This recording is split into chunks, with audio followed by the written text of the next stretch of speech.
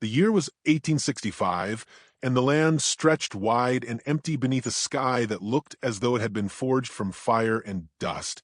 The sun was sinking toward the horizon, bleeding gold across the plains, and the evening wind carried with it the dry, restless whispers of a country torn between promise and ruin. Dust rose from the wooden corral, each gust carrying the scent of sweat horses and earth hardened by too many battles. Against the fading light stood a man and a woman, the silence between them as sharp as a blade drawn from a sheath.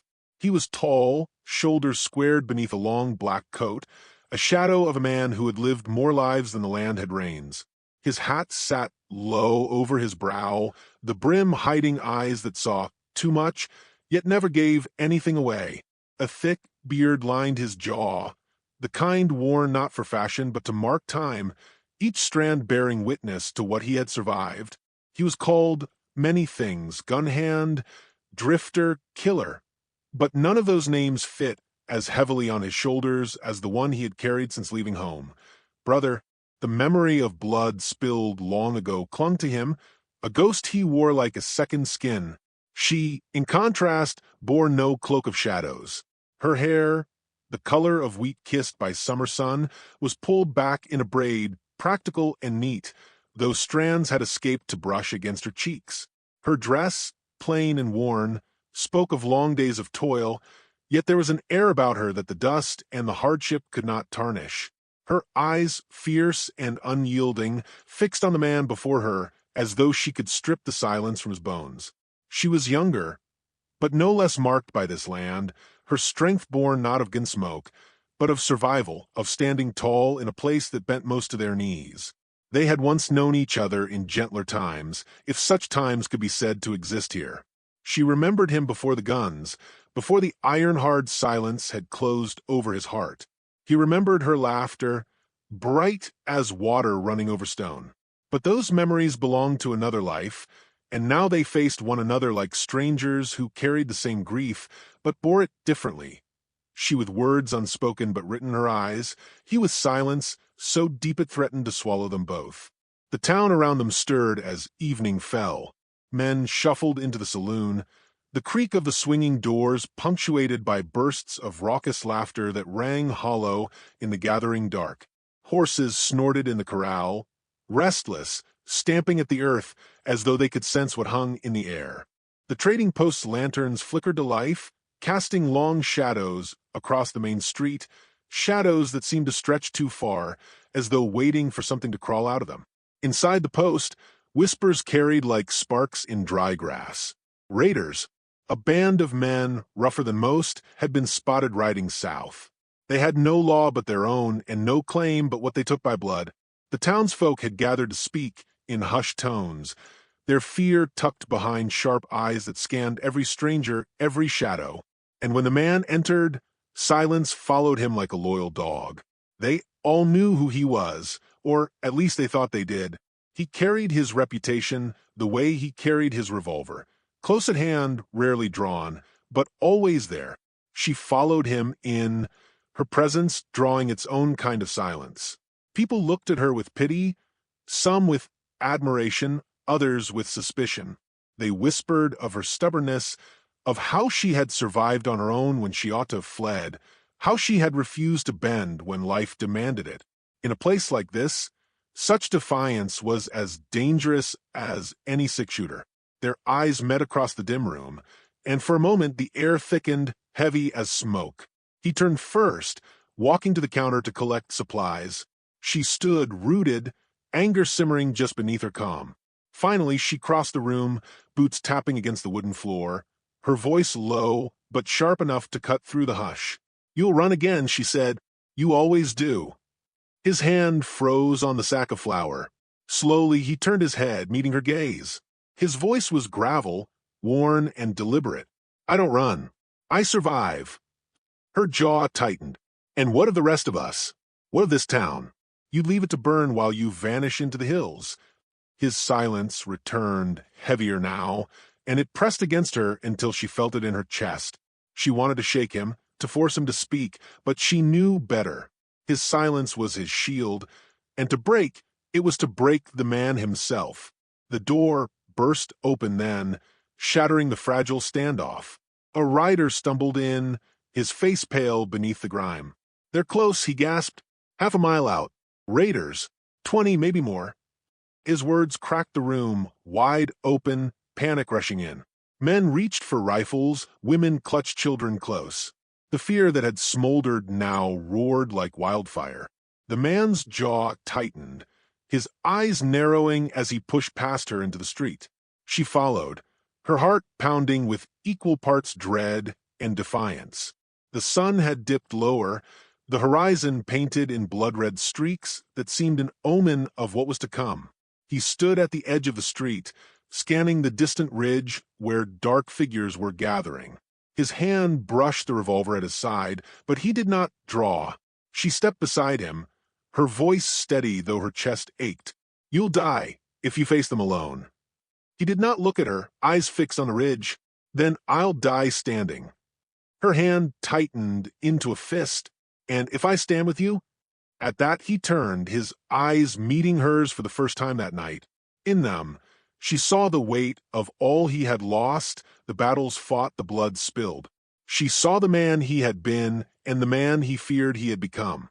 His silence spoke louder than words ever could. Then came the first shot. A crack split the air, and the street erupted in chaos. Men shouted, guns fired, horses screamed. The raiders had arrived with fury, bullets biting into wood and stone, shattering the fragile peace of the town.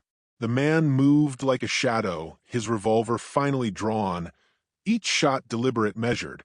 She grabbed a fallen rifle, her hands steady despite the thunder in her chest.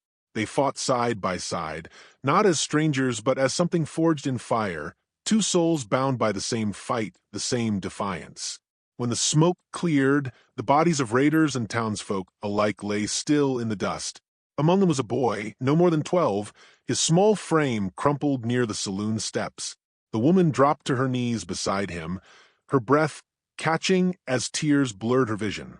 She looked up at the man, her eyes filled with fury and grief. "This is what silence brings," she whispered. He stood firm, his revolver still in hand, his face carved from stone. Yet her gaze pierced him, cutting through the silence he wore like armor. For the first time, he faltered, his eyes lowering though no words came. The night fell heavy over the broken town, the air thick with smoke and sorrow. From the ridge, the raiders regrouped, their shadows stretching long against the dying light. The man holstered his revolver, his voice low, cold, final. "If you're coming," he said, his eyes never leaving the horizon, "you'd better be ready to die." She rose, her face streaked with dirt and tears, but her eyes steady. "Then I'll die standing." And in that moment, beneath the blood-red sky, the silence between them became a promise, one neither could escape. Dawn broke like a bruised promise over the frontier, the pale light spilling across the land in streaks of gray and gold. The air was sharp, filled with the scent of dust and the faint tang of gunpowder lingering from the night before. Horses stamped in the corral, restless after the chaos, their ears twitching as though they too sensed what was coming. The man saddled his black gelding in silence, his movements deliberate, efficient, each strap and buckle cinched with the kind of precision that came from years of preparing for battles no one wanted to fight. The woman watched him, her braid loose from the struggle, eyes fixed not on his hands but on the unyielding set of his jaw. He didn't ask if she was ready. He knew she was, and without another word, they rode out, leaving behind the town that had become little more than a graveyard of smoke and sorrow. The land beyond stretched wild and unforgiving. Sagebrush clung to the earth in tangled knots, the wind sweeping low and fierce across the plains. A hawk circled high above, its cry sharp against the silence, as though mocking the fragility of two souls daring to defy what hunted them. They rode side by side, though no words passed between them. His silence was not empty, it was heavy, filled with memories and warnings unspoken. Hers, though quieter, burned with questions, each glance toward him a demand for answers he refused to give. By midday, the river appeared before them, swollen with spring melt, its waters churning fast and cold. The man slowed, scanning the banks with sharp eyes. The woman followed his gaze and saw it, the glint of steel, the faint movement of shadows in the trees. Raiders, they had been followed, tracked like wounded prey across the wilderness. She tightened her grip on the reins, her pulse quickening.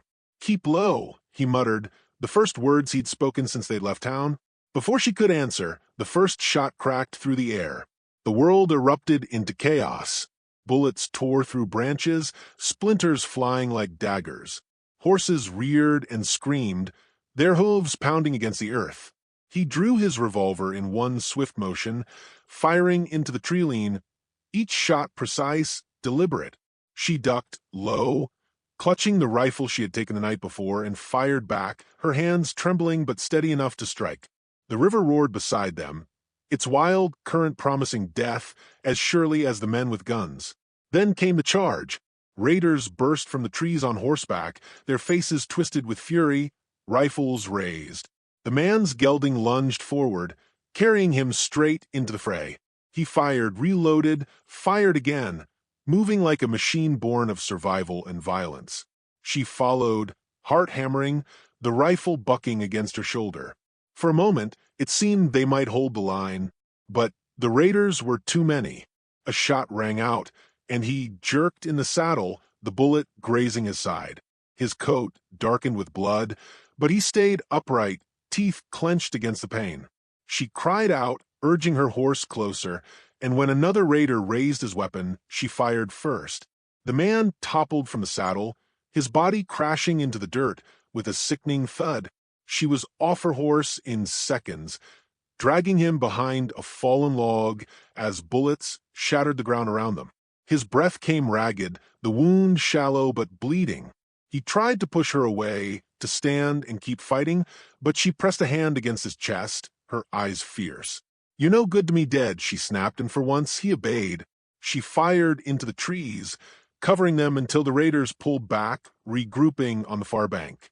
The river roared between them now, a barrier of water and foam, though it wouldn't hold them for long.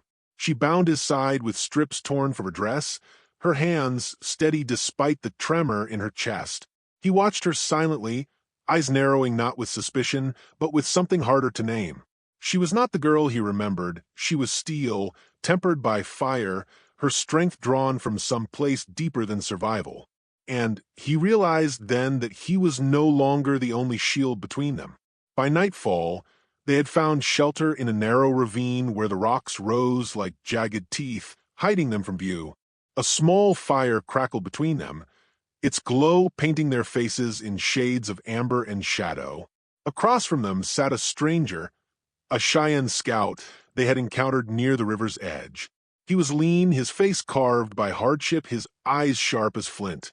He had offered them shelter with little more than a nod, his presence both a warning and a mercy. "They will come again," the scout said, his voice low, measured. "They want land, blood, everything. They will not stop until nothing stands." His gaze lingered on the man, then shifted to the woman. "You fight well, but 2 against 20 is death." The man said nothing, staring into the flames. She broke the silence, her voice steady. "Then we'll make them pay dearly for it." The scout studied her for a moment, then gave the faintest nod, as though he understood something in her the man had long refused to see. They sat in silence. After that, the crackle of the fire the only sound.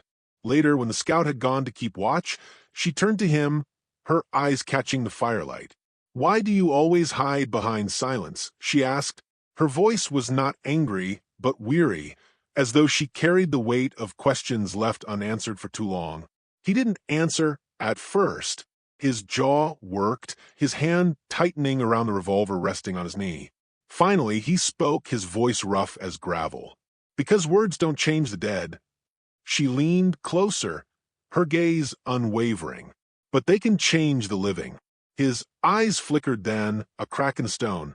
He told her haltingly of the raid years ago, of the brother who had followed him into a fight he never should have started, of the gunfire, the blood, the silence that followed.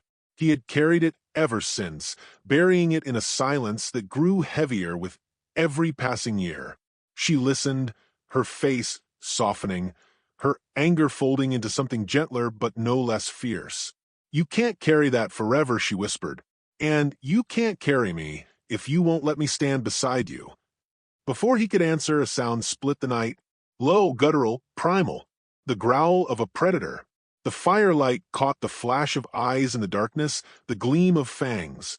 A mountain lion crept from the shadows, muscles rippling beneath its tawny coat, drawn by the scent of blood and fire. The woman froze, her rifle at her side. The man moved before she could, rising with a speed that belied his wound. His revolver barked once, twice, the shots echoing off the ravine walls. The lion leapt, claws flashing, and he met it head-on, shoving the barrel of his gun against its chest. The third shot rang out, and the beast collapsed at his feet, the earth trembling with its fall. He stood over it, chest heaving, the smoke curling from his revolver. She stared at him, her breath caught not from fear, but from something deeper. He had fought with fury, but in his eyes she saw sorrow, not triumph. For all his silence, it was in that look she saw the truth of him. The night settled once more, the fire crackling, the dead lion lying still in the shadows. He holstered his revolver, his hand brushing his wound, and turned toward her.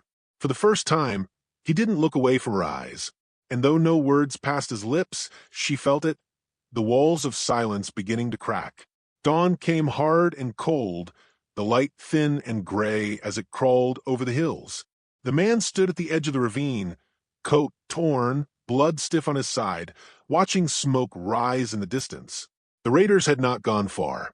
Their campfire smoldered on the horizon, a line of dark figures moving like ghosts in the pale light. He knew what that meant. They were regrouping, coming back. The woman approached quietly, a blanket around her shoulders, her hair undone, her eyes sharp despite the fatigue that weighed on her.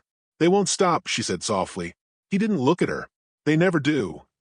She studied his face, the hardened lines, the weary defiance.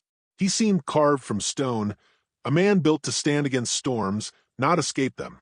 "Then we make our stand," she said. He turned, finally meeting her gaze.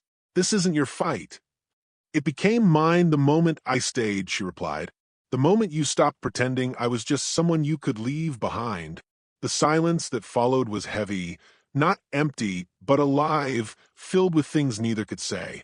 He looked toward the east, where the land broke into jagged hills and abandoned homesteads. His eyes narrowed on one in particular, a cabin half-rotted, its roof sagging under years of wind and neglect. "There," he said, nodding, "we hold them there." By noon, they had reached the old homestead. The place looked long forgotten, boards warped, windows shattered, but its stone foundation still held firm. It would do. The man checked his weapons, laying bullets in neat rows across the table. The woman moved through the cabin, testing shutters, clearing sight lines, her movements efficient, practiced. She had learned quickly, faster than he liked to admit. When he caught her loading a revolver with steady hands, he paused. "You ever killed a man before?" Her eyes lifted to meet his, steady as her aim. "Not until yesterday." He nodded once, no trace of surprise or judgment. In this land, death was not a stranger, it was a neighbor who came calling sooner or later. They worked in silence through the afternoon. The air grew heavy with the scent of rain and gun oil. He spoke only when necessary, short, precise instructions. She followed without hesitation, though her eyes often lingered on him when he looked away. There was something about the way he moved, every action measured, controlled, as if the violence within him was chained by sheer will. When the first thunder rolled across the plains, she stepped outside, watching clouds gather like bruises across the sky. "How many do you think?" she asked. "Enough," he said from behind her. She turned to face him. "And if we don't make it?" He studied her for a long moment, his expression unreadable. Then, quietly, "Then, at least we finish it together." The words settled between them like a vow. By the time the raiders appeared, the storm had broken. Rain fell hard, slicking the ground, turning dust to mud. Thunder cracked overhead, echoing the drumbeat of hooves approaching from a ridge. The man watched through the window, jaw set. 20 riders, maybe more. Their leader, a broad man with a scar running from temple to jaw, rode at the front, rifle slung low. "Get ready," the man said. She nodded, fingers steady on the rifle. The first shot came from outside, shattering the window. Glass sprayed across the room, and they ducked behind the overturned table. He returned fire, quick and deliberate, dropping one rider clean from a saddle. She fired next, catching another in the shoulder. The air filled with gunfire and rain, smoke curling from the barrels. They moved together, like instinct, she covering his reload, he shielding her from return fire. Every shot, every breath was survival. But as the fight dragged on, the raiders pressed closer, their shouts rising above the thunder. One broke through the doorway, and the man met him head-on. The clash brutal fast. A knife flashed, blood followed. He drove the raider back with a blow that cracked bone, then turned, breathing hard.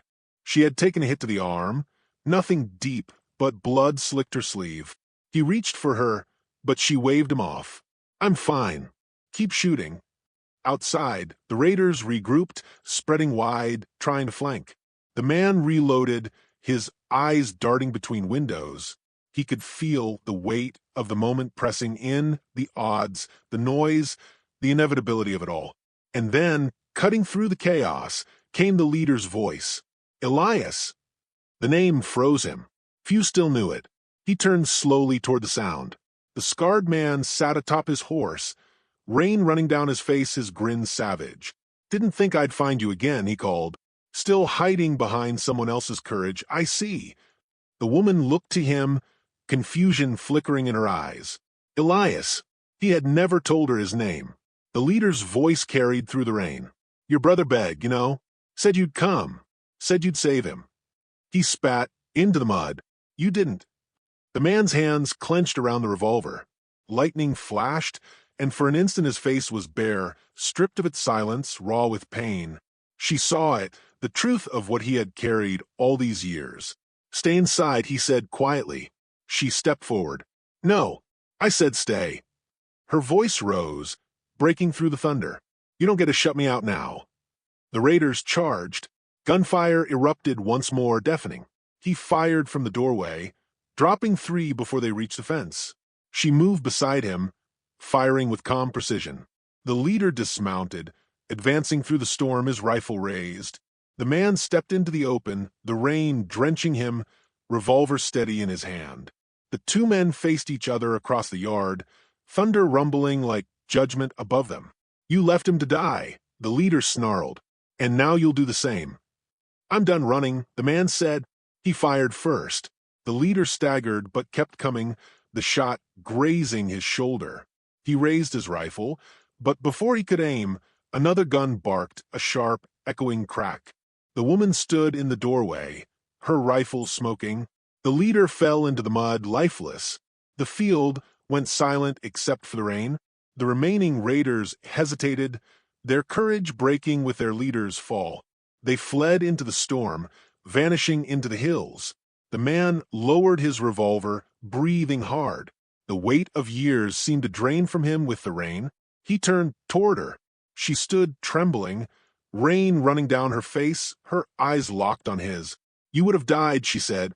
"Maybe," he answered, his voice quiet, "but not for nothing." She crossed the yard slowly, her steps unsteady. When she reached him, she looked up, her eyes searching his face. "Why couldn't you tell me?" He hesitated, then said, "Because I didn't think I deserved to." Her hand rose, brushing the mud from his cheek. "You do now." The storm eased. Dawn broke again, pale and clean, the light spilling across the wreckage. Smoke curled from the ruined cabin, but the world felt still, reborn in a strange, quiet way. He stood beside her, the revolver hanging loose at his side, and for the first time, he didn't look away from her eyes. The silence between them no longer felt heavy. It felt full, alive, waiting. "So what now?" she asked. He looked toward the horizon, where the land stretched endless and wild. "We keep riding," he said. "There's still a world out there worth finding." She smiled faintly, and when she took his hand, he didn't pull away. The man who had once stood firm now stood changed, his silence no longer armor, but peace. As they mounted their horses and rode toward the light, the narrator's voice rose soft and steady, carried on the wind. So, what do we take from this tale? Maybe this. The strongest walls don't fall to bullets, but to the gaze of someone who sees the truth in us. Out here, survival was never just about guns. It was about the courage to love,